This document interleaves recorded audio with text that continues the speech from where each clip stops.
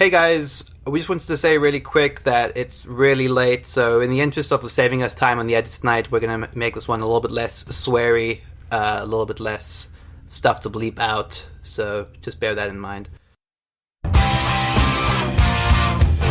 say the truth is the number one stopper. They say you think, but you never want to speak up. They say you're hot and now you're busy, but what's on your mind, kid? What's on your mind, kid? They say out loud there will never be me. Hey everybody, and welcome to the board game Rooms, God damn it. Omni Hotel, Jesus. floor rooms. Come on. Tom Vassal, Seriously. Mike Jared. was sporadically We bored. literally spoke. We need You to go to all, the sleep. listeners, It's like clock. It's seriously like you, Gen Con. oh. Okay. Room. all right. I need to go to sleep at some point. Oh my god. Oh my god. This edit is gonna be horrific. I don't even care.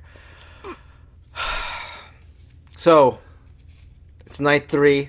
This is the end, in so many ways, of the board game barrage at Gen Con 2019 in lovely downtown Indianapolis. A Sandy Peterson convention. Fuck Sandy Peterson. This podcast is just not coming out. We should mention the calendar's drunk. Yeah, that's right. That's right. I do think that the way you could break up the Board Game Barrage podcast is if a convention was like 10 days long. Oh yeah, Yeah, that's probably. true. We're on I day mean, 3. I would say if the convention was 4 days long. Yeah, yeah, exactly.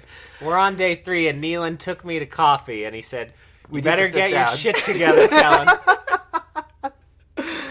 Oh, I don't know where to go. So yeah, we're wrapping it up. We're a little loopy. We're getting ready to get out of here. Tomorrow, Sunday, will be our last day at the con as it shuts down for the year. But before we wrap it up, we're going to talk about the games we saw today, some highlights, some lowlights, and yeah, let's get right into it.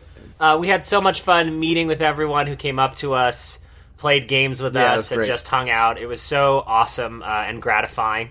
We wanted to give a few special shout-outs. One special shout-out to Johnny Weiss, whose 30th birthday is today. That's So, awesome. Yeah. Happy birthday. Happy birthday. And one of us gave him a birthday present. I wonder which one of us It that would have was, been. it was from all of us. That's fine. That's fine, but mostly for me. But go ahead. He's currently in the Discord liking innovation, Mark. That's true. More than Biblios. And yet, Despite having played Biblios and despite with me you. giving him a present to try to curry some favor. Also, a special shout out to Ariel, Johnny Weiss's coworker, who didn't believe that this would be possible. Let this prove to you that anything is possible. We have not met them, but we prefer Johnny Weiss to you, Ariel, the coworker of Johnny Weiss. I want to make another very quick special shout out to Glenn and Carl. You know exactly why we're shouting you out right now. So Yeah, you do. thank you so much. You dirty All right. This is out of control. All right, so let's get down to business. Let's get serious and talk about the games we've been playing at the con. And let's start off with the first game I think that we played today, Neelan. Yeah, absolutely. This was the bright and earliest game I played. I walked up to the CG booth at 9 a.m. and was super fortunate to get a demo of Sanctum, which I knew was at the convention. I wasn't sure I was going to actually get to play it, so I was pleasantly surprised to walk in and say, like, hey, can I play a demo? And they were like, absolutely, we're set up, let's go. So Sanctum is a Diablo-style loot game. If you're familiar with the video game franchise Diablo or other similar games, the idea is that they're loose RPGs where you're acquiring loot by killing monsters in very quick succession. So you kill a ton of monsters, you get a ton of loot, you're sort of trying to decide which loot you're going to use, you're getting experience to level up your skills, and you just kind of repeat this on a loop. It's one of the purest types of video game loops there is, where it's just kill monsters, get loot, kill monsters, get loot. This is replicated pretty nicely in Sanctum, where you have a hero, and it seems like each of the heroes is distinct. Actually, one thing I want to clarify, that the mechanics of this are not actually set in stone. They're quite adamant that stuff is subject to change, so take this with a grain of salt, but in general, I'm extremely positive about this. Each character has a unique sort of skill set tree. There's a very cool, if you're familiar with CGE games at all, they generally have these kind of fiddly, but in a good way, like very mechanically precise Euro trappings to replicate bigger systems. So the skill tree system is where you, as you get loot, you're sort of upgrading gems up the skill tree, and depending on the order that you do it, you can unlock skills at different times, but that might make it harder to unlock skills later. So that's interesting. You aggro monsters by picking a stack of monsters that's near you. You add them to your monster queue. You roll dice to do combat with them, but your dice rolls are mitigated by the loot you have. So as you're acquiring more loot, you're better and more able to take on bigger and stronger monsters in order to get, higher level loot, in order to take on bigger and stronger monsters, and so on as you progress down the board. The game is divided into 5 acts, followed by a boss, which we were told, unfortunately there was no boss in the demo we played, but we were told is going to be a solid third of what is a 90-minute game. So the game is a substantial build-up to this big boss fight, where everyone is assumedly helping out. What's interesting is the whole game is competitive. I don't actually know how the victory point scoring is going to work, or what the final clincher is, but you're sort of acquiring loot together, ostensibly working together to defeat the boss, and then there is some overall winner. So it's much like Philip Nuddick's previous design, Adrenaline, it's a video game in Euro clothing. It worked really well. I'm actually genuinely so excited for this, because I was skeptical on how well they would be able to replicate that style of video game, and it seems that they've done it really well in a game that feels very compelling to me. So this is Sanctum. I'm being told it's being slated for an Essen release, so that's 3 months away, so that's exciting too. That's really cool. Once the Euro games take away our video games, what will they take away next? Our children? Our salads? So unfortunately, it's going to be a little bit downhill from there. The next game that we want to talk about, we all played together. This was a game that I feel like has been hot here and there on the BGG hot list. Potemkin Empire. This is a game that takes place in Russia, right? This is sort of modeled after the story of Gregory Potemkin, who is like a favorite to Catherine the Great, but he sort of swindled her by building these towns and taking money for building these towns in an effort to build up the infrastructure of the Russian countryside, when in fact they were all facades and there was actually no building there, and he would just keep building these facade towns just to sort of line his own pocket. So that's the sort of story behind the game. The way that this works and the way the theme is sort of integrated is that the first part of the game is a drafting mechanic where you're drafting cards. Some proportion of the cards, I think maybe some 20% of the cards, say something like real and then one of 5 building types. There's government buildings you can build, spy buildings, culture buildings, science buildings, and industrial sort of buildings. So those are the 5 types of buildings. They each have a special power that they allow you to do. So some of the cards will say either the building that you're going to use this card on will be a, say, real industrial building, so they'll call out one specific building of the 5, or fake. So you're drafting these cards, and then on your turn, you can choose to use one of these cards, which is sort of the foundation of the building, and associate it with any building you want. So if you drafted a card that says real, industrial, or fake, you can choose to build an industrial building, but you can choose to build any building you want. So say you choose to build a spy building. Well, if you place that card as a foundation for the spy building, because it's not the real industrial building that's printed on the card, that is now a fake spy building. So as long as that building is up and running, you get all the benefits of the building. So even though it's a fake spy building, you still get everything that is included, which in the case of a spy building is a spy, which you can use to check out other people's buildings. And also, because this is a Potemkin-themed game, you get the most victory points by having fake buildings. So it encourages you to bluff if you can. So what goes on in the game is, as an action, if you have a spy, you can send a spy to an opponent's building. And if you find out that it is a fake building, they lose the power. So now that fake building that gave you a spy is no longer scoring for you. You lose the spy, and the person who sent the spy now gets the points that were associated with building a fake building. So basically, whoever has the fake building or whoever has discovered a fake building will score the most points in the game. I'm going to condense all of that to a much cleaner review. Do you like bluffing? By coup. I think that's perfectly apt, because there's not much really actual bluffing in Potemkin Empire, because there's nothing to really bluff about. Every building you put down, you say, this is totally a real building, and you kind of say it in this half-joking way because everyone knows that that's the only thing you can lie about in the game. Right. and you either just check it out with a spy later without any actual information, or you don't. It has this bit of eye candy, where you have a card that says fake or real, and then your building is on top of that and standing up in 3D. And I was like, oh, this is cool. Like, I'm hiding it behind my, 3D building. Yeah. But in reality, it literally could just be a card on top of another card. Sure. And there would be no difference. Right. And that deflated me. Yeah, I mean, the one caveat I'll say is that we only played one round of it, so we might not have gotten the full flavor. However, we played one round, and it's a 4-round game, and there's nothing that differentiates the first round from the fourth round. There's no change. The only change I can imagine there being would be once you've got a number of buildings in front of you, maybe there's some sort of engine building component. But that wouldn't be the draw. That wouldn't be the draw because there's still nothing. There's still no reason that you would think one building is fake or real. Like the bluffing aspect is sort of hollow. A facade. There you go. Perfect. Nailed it. Said, yeah. So I guess that's a perfect way to cap off our feelings on Potemkin Empire. Another game we all played was MegaCity's Oceania. So this was one I was super excited for. So I had anticipated this as an interesting dexterity strategy hybrid. The way this works is you have these tiles on which you're constructing buildings using these plastic, not quite junk art, but imagine similar where you're sort of assembling buildings out of sort of misshaped pieces. You want to try and make them as high as possible or of a specific number of pieces based on the contract you're fulfilling, or of a single material type for bonus points.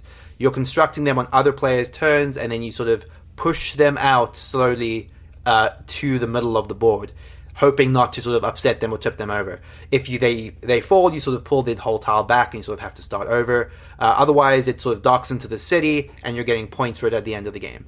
Unfortunately, I thought the strategic part of this was severely underbaked from what I had anticipated. It kind of felt like you were just... It was mostly about the dexterity component of building buildings and pushing them out and hope they didn't fall. I just don't think it really came together in the way I was anticipating. I had fun playing it, but it went from being a game that I was extremely excited about to something that I probably could see myself enjoying a couple of times, but maybe not more than that. So that's unfortunate. That's MegaCity's Oceania. The game is so pretty and striking, and we'll definitely have some cool photos of it on Instagram. Yeah, one of the games that I was most excited to play, but wasn't maybe promoting that I was excited to play because there were only 100 copies of it, was Aegean Sea by Karl Chudyk and Asmati Games. This is a pre-production, pre-release, almost alpha beta type copy. It's from my favorite designer of all time, Karl Chudyk, who made Innovation. This is a multi-use card game where every card does 100 different things. In Aegean Sea, you are trying to bring goods back to your home island, and your score is the amount of goods you have of a type squared. So if you had 5 goods of something, that'd be 25 points. It sounds simple. You're kind of sailing around to different islands and using special abilities on every card and bringing those goods home and building temples. But it's extremely complicated. It is definitely by far the heaviest Karl Chudyk game that I have played, and I think I've played most of his games. It does in some ways feel like a mixture of Glory to Rome and Innovation, specifically in the sense that each card is being used for 100 different things around a player mat, like in Glory to Rome, but like in Innovation, every card you have has an ability on it, and you're using it almost every turn. You're trying to use a special power on your cards, which is a bit different than Glory to Rome, where those powers are locked behind completed buildings. I don't know what I think about it, to be completely frank. I wish I had a better hot take. I think one thing that's important is that each deck in the game is a player. So there are up to 5 players, and each deck is different. So there's actually some balance questions. We don't have balance questions about if it's balanced or not, but there are different decks with different abilities, and that's not something I've seen in one of his games before. So you might have the white deck versus the green deck, and there might be different things to focus on if you're playing one deck over the other. The game also has special player powers that we did not play with the first time because the rulebook told us not to. But we expect, and we actually reached out to the publisher, that those powers are vital to the overall balance of the game. What did you guys think of Aegean Sea? I mentioned this while we were playing it. We had some difficulty getting through it, A, because it's a heavy game, and B, because there was a little bit of lack of clarity in some of the language on the cards. And so that made for a frustrating beginning, but I felt myself, as I was starting to get a grasp of the game, I felt like I was seeing this ceiling that was higher than I expected. I sort of started thinking about, like, seeing the game as the potential that I sort of perceived. Like, I started playing it, I started getting it, and I started thinking, like, wow, this could be really interesting. Like, the ways these things combo, the way it's making me think of, like, how I hold back some cards and how I hold back some resources in an effort to make a big move. Like, that Chudik swing, like, is always just so appealing, that, like, game-breakingness of it. It does obviously share a lot with Glory to Rome and his other sort of designs, but it is heavier than other ones, and it has a spatial aspect to it that you don't really see in some of his other games. I'm not sure what to think yet, but I see that it could be something special, perhaps. I have not played that many Chudik games. I think I've played Matayanai and Impulse and Innovation. I'm not a fan of Matayanai and Impulse specifically. Innovation is in my top 50. I like it quite a lot. Aegean Sea actually does remind me of the first time I played Innovation, where as you're explaining the rules to what seems at the very outset to be a simple card game, and you realize, oh, wow, this is more complex than I had anticipated, but once you get through your first game, like Mark had said, everything starts to connect in a way that is incredibly interesting. The possibility space of the cards and the way you can combo them together seems to be everything about his designs. Aegean Sea was close to inscrutable for the first hour of playing it. We were constantly arguing over how specific cards worked, and a lot of that is perhaps the fault of the early state of this game.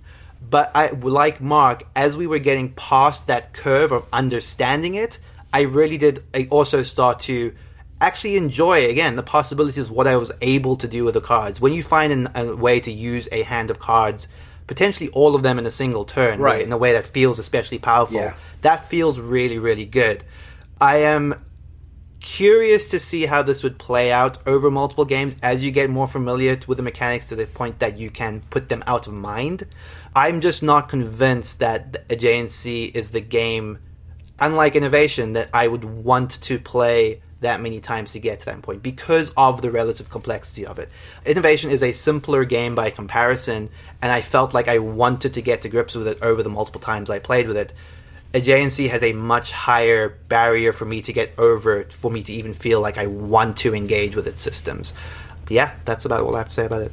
I think near the end of the game I got excited. It felt like Mark was running away with the victory and had over 10 resources on his home island, which is the only points that you score, and I had 1.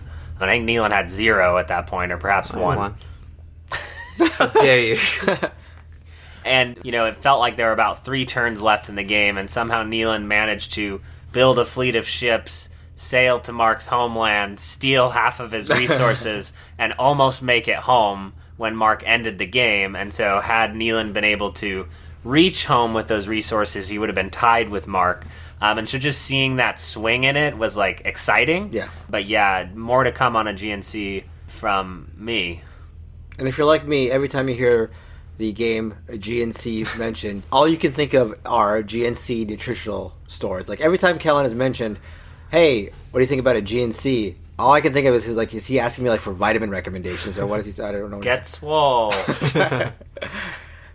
All right, I think that's going to do it. It's going to wrap up our time here at Gen Con 2019. Well, it's not going to wrap up our time here, but it's going to wrap up our final show of the convention, Gen Con 2019 in Indianapolis, Indiana.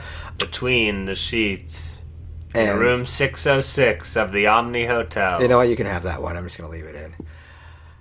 We'll see you guys in just a couple of days. We're going to go back to our regularly scheduled programming. So, yep.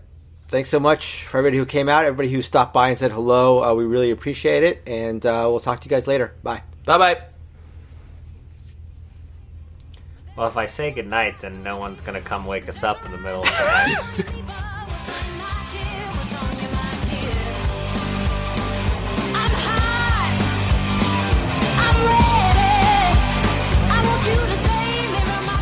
Yeah, it's fine. It's actually great. It's actually great. All right, so let's. Oh, which order? Okay, let's. So we want. What do we want to close with? Aegean Sea maybe is the close. Yeah, we can close with the GNC. Why are you talking to Mike? You said. Wait, why was I talking to the mic? When you said we can close with the JNC. It's mic control.